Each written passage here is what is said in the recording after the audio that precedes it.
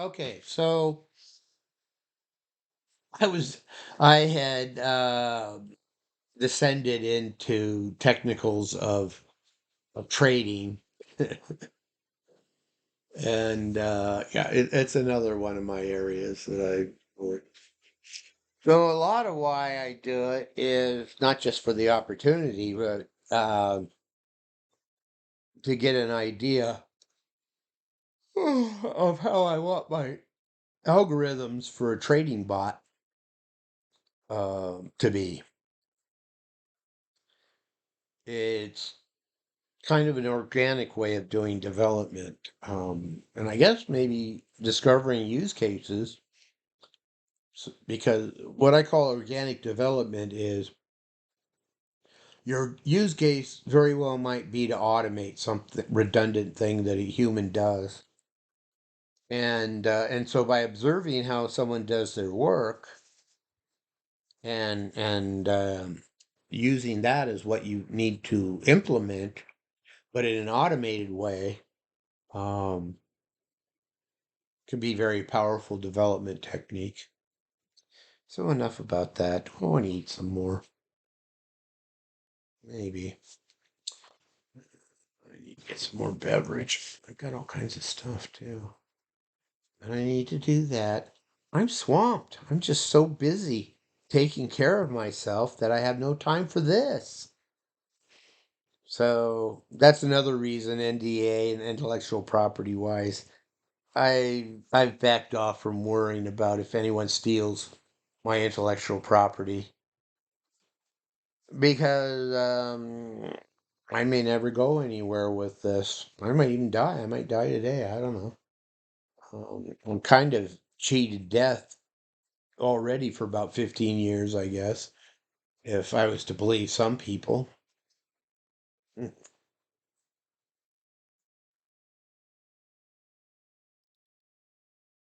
No, I'm not going to get into that. So, do you understand that the real opportunity in Web3 isn't currency? It isn't tokens. It's not even smart contracts, which is where I was a couple weeks ago. Uh, it is smart agents.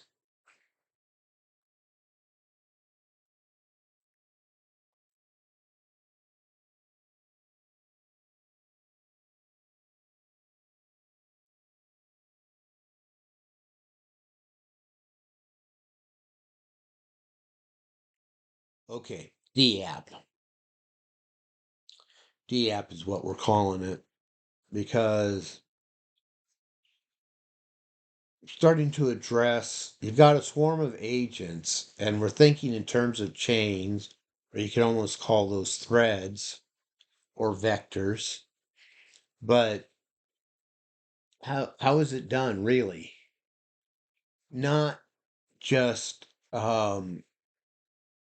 not just agent to agent or intra agent, but from start to finish, so to speak, or we could think of these things as tracks. Um, how do we get this chain of or swarm of agents to get this request or get this coming in and the meaningful work we want them to do comes out here?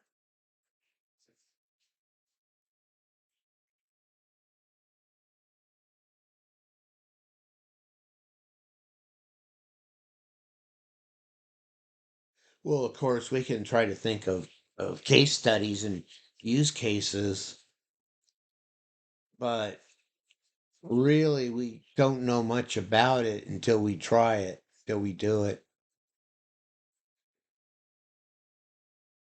That is to say, we've in our design we've identified this set of agents.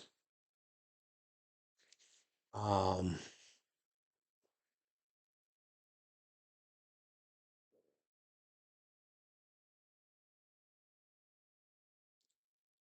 But how do they know to do what they need to do? Maybe we can, in biology and stuff, might give us some models we could use. Well, I've talked about cells. Maybe we should drill down deeper on cellular biology. What, mitochondria, RNA, I guess DNA. RNA and DNA are related. I'm not sure of their relationship at this point. Once upon a time I did, back when I was like in junior high.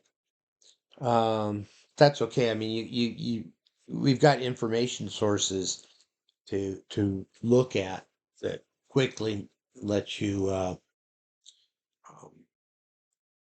brush up your skills or knowledge.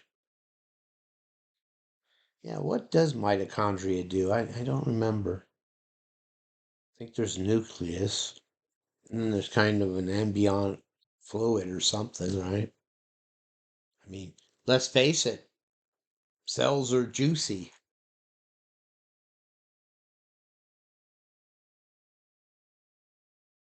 but it would be worth looking at that from time to time because what I was saying earlier was a smart agent is kind of like a cell in the body, I'll say, because it's another one of those paradigm shifts. Yeah, we might model it or get inspiration like from the human body, but like everything in the cloud, it's a virtual body. There's no physical body involved. Um, and I pursued that. Should it be like the human body? Would our grand machine have organs and nervous system, lymphatic system, circulatory systems? Um, and do we get anything from that? For instance, we could say that the circulatory system, our blood, is what feeds our cells, right? And so our cells need the circulatory system to survive. Is there a parallel or analog, or should the grand machine have a circulatory system?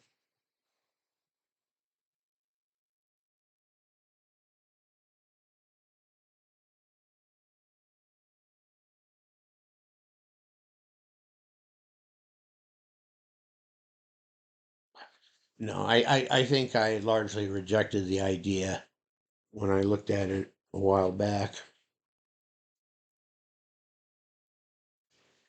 Sure, when appropriate. Of course, when you look at such a system, um, you want to be fluff aware.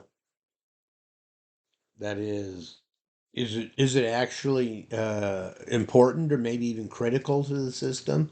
And you're thinking it's not needed? Like say the tonsils. I've never had my tonsils out. And they used to say, "Oh, it's going to cause you problems. They're better to have them out and all this stuff." But then other people, again, the fluff concept is what I'm trying to make a point of. Since then people say, oh, they thought the tonsils weren't necessary, but now they're coming up with reasons why maybe you do want to have tonsils. They do something. They're fluff. A lot of people think they're not necessary and would rip them out, but then others say they actually are important and they should be left in. That's fluff in my ontology, the way I use it. So, I think I'm going to take another break. It's almost at 10 minutes. You don't mind, do you? Thanks.